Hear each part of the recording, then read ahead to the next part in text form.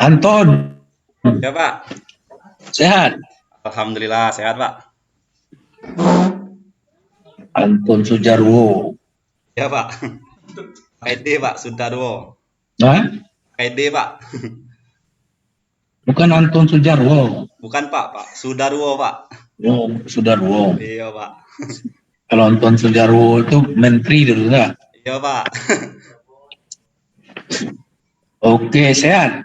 Alhamdulillah Pak sehat. Coba kamu jelaskan, Ton, bagaimana langkah-langkah untuk mengidentifikasi masalah tersebut. Langkah-langkahnya. Ya Pak, baik Pak. Saya menjawab. Untuk masalahan identifikasi masalah itu ada 6 jenis masalah yang bisa diidentifikasi. Kemudian dari 6 jenis masalah tersebut dibuat masalah masing-masing Pak. Jadi satu permasalahan satu identifikasi. Kemudian dari permasalahan tersebut dianalisis kira-kira apa yang menjadi penyebab masalah tersebut terjadi Pak. Jadi seperti itu Pak gambaran umumnya. Yang pertama apa? Yang enam tadi itu yang pertama apa? Permasalahan pedagogik Pak. Jadi pertama itu pedagogik. Satu pedagogi. Yang kedua itu ada kesulitan belajar, termasuk di dalam itu tentang ABK anak kebutuhan khusus. Kemudian yang ketiga itu ada membangun relasi antara guru dengan siswa, kemudian guru dengan orang tua. Kemudian yang keempat itu ada tentang model-model pembelajaran inovatif. Kemudian yang kelima itu tentang HOTS. Kemudian yang keenam itu tentang ICT atau teknologi, Pak. Jadi yang pertama tadi pedagogik. Tentang pedagogik, Pak. Iya. Coba Anda jelaskan apa maksudnya pedagogik itu, Ton. Jadi pada pedagogik itu artinya kemampuan guru tersebut dalam mengolah pembelajaran, baik itu dari pendekatan, kemudian model-model pembelajaran, kemudian penggunaan media pembelajaran. Jadi hal tersebut itu masuk ke dalam pedagogik. Jadi kemampuan guru mengelola kelas itu kelas tersebut, Pak. Kemampuan untuk kasih sayang boleh enggak? Sayang sama murid. Boleh, Pak. Jadi supaya dia enggak benci sama murid itu. ya, Pak. Nyemuk Jadi murid itu memang dia marah. boleh, Pak. Jadi kemampuan Itu guru itu pedagogik. mengelola kelas itu termasuk bagaimana guru itu membangun interaksi antara guru dengan murid itu dengan baik.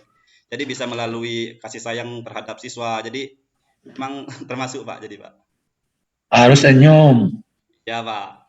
Senyum, sapa, apalagi itu. Senyum, 5S. salam. Nah, itu. Itu di pedagogik itu kita pelajari itu. Ya Pak. Yang kedua tadi apa kedua? Tentang kesulitan belajar, termasuk kesulitan belajar ABK Pak, anak kebutuhan khusus. Nah, coba Anda kasih contohnya gimana bentuk-bentuknya itu.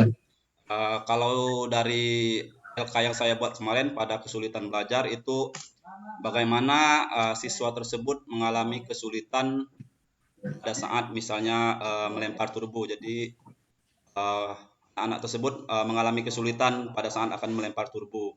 Kemudian bisa juga, nah memang di sekolah saya terdapat satu anak ABK. Jadi memang anak ABK ini memang agak lambat Pak, jadi untuk menangkap proses pembelajaran. Jadi memang khusus anak ABK ini memang butuh pembelajaran khusus seperti itu Pak. Yang ketiga? Ketiga itu tentang membangun relasi Pak, antara guru dengan siswa, kemudian antara guru dengan orang tua. Bagaimana Anda mendapatkan bisa mengidentifikasikan hal tersebut? Nah, sesuai LK yang saya buat kemarin Kak, itu saya buat tentang membangun relasi antara guru dengan murid seperti yang Pak sampaikan tadi. Jadi bagaimana guru tersebut mampu menciptakan proses pembelajaran yang interaktif. Jadi antara guru dan siswa itu ada timbal balik Pak, jadi ada interaksi. Memang selama ini proses pembelajaran yang saya lakukan itu memang satu arah Pak, jadi hanya guru yang menyampaikan materi kepada siswa tanpa ada timbal balik. Jadi permasalahan ini memang saya mengangkatnya proses pembelajaran itu belum ada timbal balik antara guru dengan murid Pak. Jadi ada umpan balik, feedback itu. Ada feedback antara guru dan murid Pak. Yang keempat? Yang keempat, poin kelima. Yang keempat, Pak, tentang model-model pembelajaran inovatif. Gimana? Kalau model-model pembelajaran inovatif, Pak, kemarin saya membuat memang berkaca pada proses pembelajaran yang terdahulu, Pak. Memang saya menggunakan model-model pembelajaran inovatif dalam artian pada proses pembelajaran sebelumnya saya hanya menggunakan model pembelajaran konvensional di mana pada proses pembelajaran ini guru hanya menggunakan metode ceramah, kemudian menyampaikan materi langsung kepada murid tanpa menggunakan media-media elektronik atau melalui PPT atau video. Jadi model pembelajaran ini masih terkesan konvensional. Nah, pada pelaksanaan ini saya mencoba menggunakan proses model pembelajaran berbasis masalah, di mana proses pembelajaran ini terpusat pada peserta didik seperti itu, Pak. Yang kelima? Yang kelima terkait konsep pembelajaran hot, Pak. Bagaimana Anda bisa mendapatkan identifikasi tersebut? Untuk konsep pembelajaran hot, Pak, seperti saya yang ketahui bahwasannya konsep pembelajaran hot itu berada pada level C4 atau kegiatan menganalisa. Nah, memang jujur pada proses pembelajaran sebelumnya, anak-anak di sekolah saya itu memang belum melakukan kegiatan menganalisa. Jadi proses pembelajaran yang saya lakukan ya hanya memberi materi, kemudian siswa menerima. Jadi proses menganalisa oleh peserta didik belum ada. Maka pada proses rancangan aksi nanti itu saya menampilkan video, kemudian dari video tersebut anak menganalisa mana bahwasannya bahwa video tersebut berisi tentang misalnya kesalahan-kesalahan dalam lempar turbo. Kemudian setelah menganalisa, anak-anak tersebut berdiskusi secara berkelompok menemukan solusinya, Pak. Jadi situ letak hotnya ada di situ, Pak. Yang keenam terkait pemanfaatan teknologi, Pak, dalam pembelajaran. Yang pernah Anda lihat itu bisa diangkat sebagai bisa masuk dalam mengidentifikasi tadi? Tidak pernah ada di sana. Iya, Pak. Jadi memang proses pembelajaran terdahulu memang saya belum menggunakan teknologi, Pak. Jadi memang dulu saya hanya mengajar menggunakan buku, kemudian siswa juga hanya menggunakan buku. Jadi maka permasalahan tersebut saya angkat belum penggunaan teknologi dalam proses pembelajaran seperti itu, Pak. Saya sudah itu kemampuan guru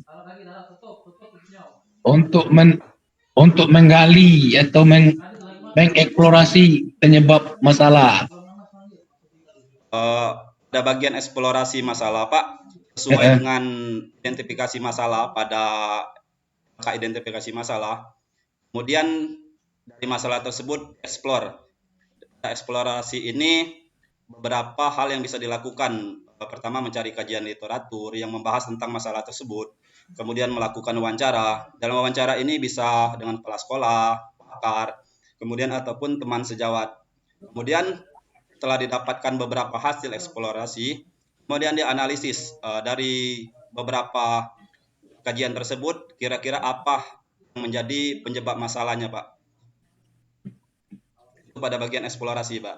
Setelah kita eksplorasi, nah itu guru harus mampu menentukan penyebab masalah. Bagaimana cara? Oh, ini penyebabnya kalau orang kurang makan, penyebabnya kurus. Kalau orang banyak makan, penyebabnya gemuk, kan? Iya, Pak. Kan jelas itu. Tapi ada juga banyak makan, kurus terus. Ya, karena banyak cacing dalam perutnya. Ya. Nah, bagaimana menentukan itu?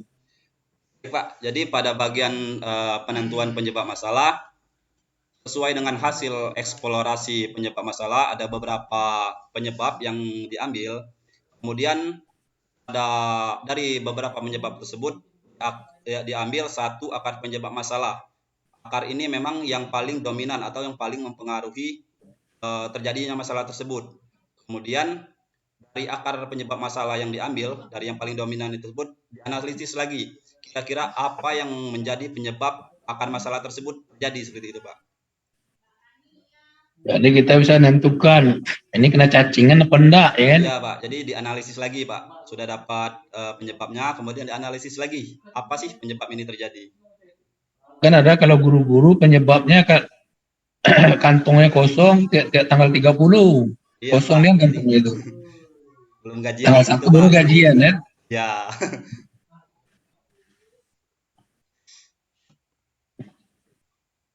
Sudah itu bagaimana Sejarwo itu mengeksplorasi penentuan solusinya. Pak, pada bagian eksplorasi penentuan solusi itu kan sudah diambil masalah yang terpilih. Kemudian dari masalah yang terpilih tersebut ditentukan akar penyebab masalahnya apa. Kemudian di akar penyebab masalah tersebut dieksplor lagi Pak, melalui kajian literatur, kemudian wawancara. Cara ini sama seperti pada eksplor penyebab masalah. Cara itu bisa dengan kepala sekolah, kemudian dengan pakar, kemudian juga dengan teman sejawat, di mana pada bagian ini dilakukan kajian bagaimana masalah tersebut bisa terjadi, apa-apa penyebabnya, seperti itu Pak. Kemudian pada bagian analisis alternatif solusi, kita juga harus membuat beberapa alternatif daripada solusi yang kita ambil. Lain misalnya menggunakan model, apakah ada solusi lain misalnya untuk menjadi alternatif solusi, seperti itu Pak. Setelah membesar, mengerucut. Ya Pak, mengerucut. Jadi Jadi penentuan besar, kecil. solusinya yang tepat bagaimana? Ya, Pak, Penentuan solusi yang tepat. pada penentuan solusi Pak, sesuai dengan hasil eksplorasi alternatif solusi tersebut, kemudian dipilih satu solusi yang relevan, satu solusi yang memang diperkirakan bisa memperbaiki masalahan tersebut. Kemudian dari solusi yang relevan tersebut dikaji lagi, dianalisis lagi bagaimana kelebihan dan kekurangan daripada solusi tersebut. Apakah memang solusi tersebut memiliki banyak kelebihan sehingga nantinya akan dapat memperbaiki masalah yang dipilih Pak. Seperti itu Pak, untuk penentuan solusinya. Kamu ngajar kelas berapa? Kalau saya Pak dari kelas 1 sampai kelas 6 Pak. Kebetulan SD. SD. Kalau bola voli itu kelas berapa? Kalau bola voli itu Pak di kelas atas, kelas 4, kelas 5, dan kelas 6. 6. Contohnya kamu ngajar di kelas 4 bola voli. Ya Pak. Materinya servis. Ya Pak. Murid berapa kelas 4 itu? Oh. Kelas 4 itu ada 20 Pak. 20. Ya Pak. Waktu kita cobakan servis, 6 orang bisa sampai ke seberang. Ya Pak. 14 tidak sampai-sampai. Ya Pak. Sampai lewat di bawah net terus ya Man. Ya. Nah. Jadi yang 14 itu kita buang kemana dia? Kalau yang 14 tersebut, kalau misalnya setelah dilakukan ini Pak, remedial Pak, kalau misalnya dalam proses pembelajaran. Remedial. Iya Pak. Kalau yang 6? Kalau yang 6 itu masuk ke pengayaan. Pada pengayaan itu Pak artinya diberikan gambaran tentang materi selanjutnya Pak. Jadi yang 14 ini dia kelas 4, kita suruh servis yang 9 meter itu, kan lebar 9 meter kan? Ya Pak. Panjangnya 18 kan? Ya. Jadi solusi itu, yang tepat itu, membuat siswa itu senang dulu. Senang, jadi yang biasanya servis di 9 meter, sekarang kita coba 4 meter. Ya Pak. Netnya 2,4, kita turunkan jadi 2 meter. Ya. Sampai tidak servisnya anak itu? Kalau dilakukan modifikasi Pak, karena memang siswa istilahnya itu membuat pelajaran yang menyenangkan, mungkin akan bisa tercapai Pak. Karena memang dilakukan modifikasi menyesuaikan dengan keadaan muridnya Pak. Jadi memang mungkin akan berhasil Pak. Enggak, maksud Bapak tercapai tidak servisnya itu? Tercapai Pak. 4 meter, netnya 2 meter kan? Iya Pak. Kalau kondisi anak senang apa marah dia itu? Saya rasa senang Pak. senang. Iya, Pak. Dia bisa Servis, Pak. servis. Ore. Besok mungkin kita mundurkan lagi 5 meter ya kan. Ya, Netnya masih 6 meter, netnya masih ya. iya, Pak. Akhirnya dia bisa melakukan Servis. servis. Yang kan kita nilai bukan servisnya 9 meter sama masuk, enggak. Servis itu gimana posisi tangannya, Iya, Pak. Prosesnya, Pak. ya prosesnya. Sudah itu dia gembira, bisa nyampe ke seberang. Iya, Pak. Akhirnya dia senang, besok dia walaupun hujan, walaupun panas, dia main poli itulah dia. Iya, Pak. Servis-servis. Akhirnya tercapai kan? Iya, Pak. Tujuan pembelajarannya tercapai. Itu solusi yang tepat. Gitu. Anton, Iya, Pak. kamu kan mengajar, kita ambil poli tadi ya kan? Iya, Pak. Untuk mengukur kognitifnya, pengetahuannya, sebelum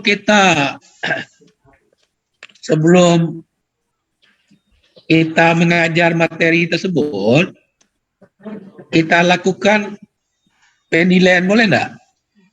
Kalau untuk penilaian boleh, Pak, karena memang dalam proses pembelajaran itu ada namanya pretest, kemudian perlakuan, kemudian baru post-test. Artinya pada pretest itu menilai kemampuan awal anak, Pak. Pertanyaannya boleh apa enggak? Boleh, Pak. Boleh. Jadi walaupun pretest itu hasilnya 0, kita suruh servis 0 ya kan? Ya, Pak. Tidak sampai-sampai. Atau pengetahuan sebelum kita terangkan 0. Saya sudah itu dilakukan post test dapat 6. Jadi 0 ke 6 tidak ada peningkatan. Ya, Pak. Ada juga yang 4 ke 8. Ada yang 3 ke 7 kan. Ada peningkatan. Jadi Boleh, Pak. Kamu namanya Anton Sujarwo kan? Sudarwo, Pak. Sudarwo. Otomatis dari suku Jawa kan? Kebetulan tidak ada Jawa-Jawanya, Pak. Mana mau, Pak? Hah? Ngembek namo we. Iya, Pak. Kamu asalnya mana? Kalau asli, Pak, dari Musi Banyuasin, Pak, Sekayu. Sekayu. Iya, Pak. Sekayu mana ada nama Sujarwo kan? Iya, Pak. Tapi itu orang tuanya senang mungkin kan? Nah, memang dulu lingkungannya, Pak, banyak imigran orang Jawa, jadi memang Ya. lingkungan mempengaruhi, Pak. Atau ada rencana masuk ABRI. Kalau masuk ABRI itu kan ada OO-nya agak mudah dikit kan?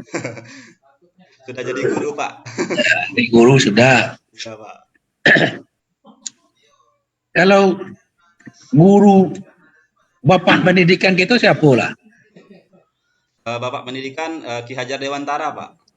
Antara ada ndak anunya semboyannya dari dia? Apa ya? Ing korso Ingarso, ing Ngarso, Suntulodo. Iya, Pak. Jadi nggak tahu bahasa Jawanya, Pak. Ing Madio bangun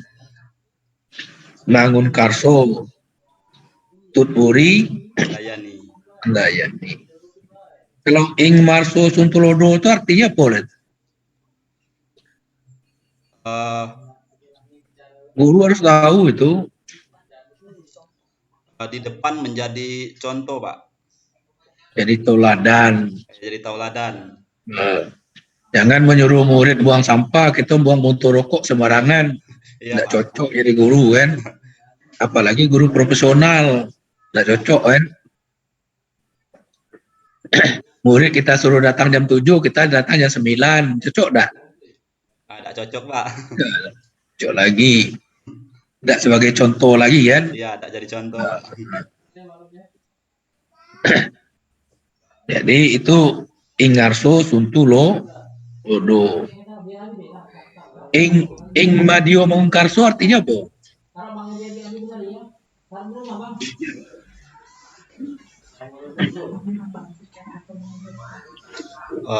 Apa ya Pak?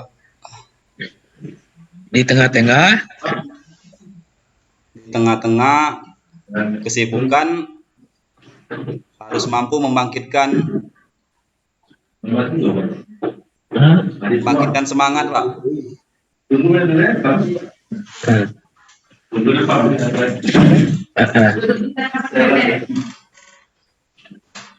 Ing Madio Mangun Karso, kalau tengah-tengah sebagai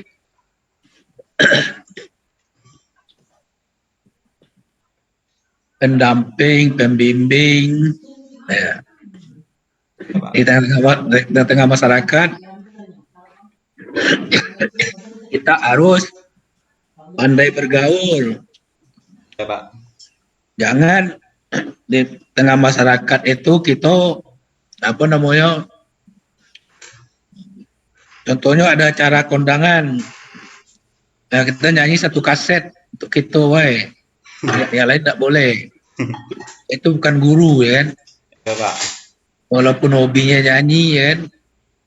Tapi kalau bisa, waktu baca doa di masyarakat kita turun tangan. Ya Pak. Yasin, ditunggunya gitu itu. Ada nilai tambahnya itu. Ya Pak. Nilai tambah untuk ngisi portofolio. Pernah jadi ketua RT, pernah jadi ketua pemotongan sapi, ya kan? Mengisi portofolio nanti ada mengisi itu, kan? Kalau Tut Uri Andayani ya, Pak? Di belakang seorang guru harus mampu memberikan arahan, Pak. Arahan atau dorongan atau motivasi. Ya Pak, jadi guru harus bisa memberikan motivasi kepada anak-anak nantinya Pak. Siswa didiknya. Jangan kita marah dulu kepada murid. Kalau marah dulu itu namanya ilmu pedagogiknya tipis. Ya Pak. Tapi kalau melihat murid itu sebagai sahabat, sebagai anak, sebagai kawan, ya kan. Jadi ilmu pedagogiknya sudah tebal. Jangan mentang-mentang kita guru sana kita sok berkuasa, ya kan, tidak boleh. Ya Pak. Saya guru kamu. Tapi kita tidak tahu, ya kan. Harus kita ngerti keberadaan murid tersebut. Murid itu kan ada yang dari keluarga mampu. Iya Pak. Ada keluarga tidak mampu, ya kan. Iya. Jangan kita samakan semua murid sebagai keluarga mampu semua, ya kan. Iya Pak. Tapi kadang-kadang banyak yang jadi keluarga tidak mampu karena dia motivasinya tinggi, ya kan. Benar Pak. Tapi kalau anak juragan tentunya juragan karetnya 12 hektar, kan. Dia ngabisi kebun karet bapaknya dulu, kan. Ya Pak. Nah, baru dia mau maju. Ya Pak. Tuh.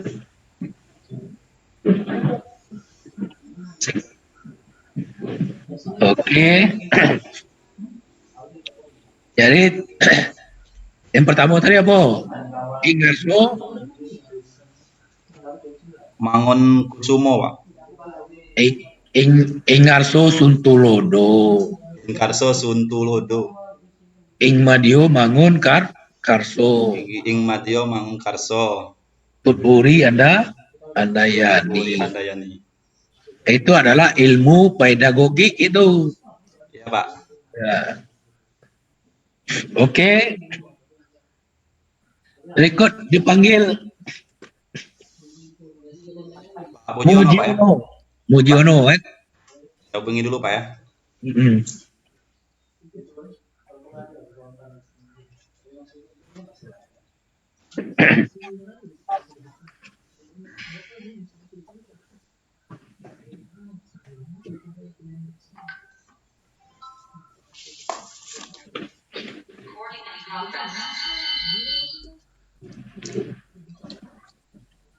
Saya izin live Pak ya.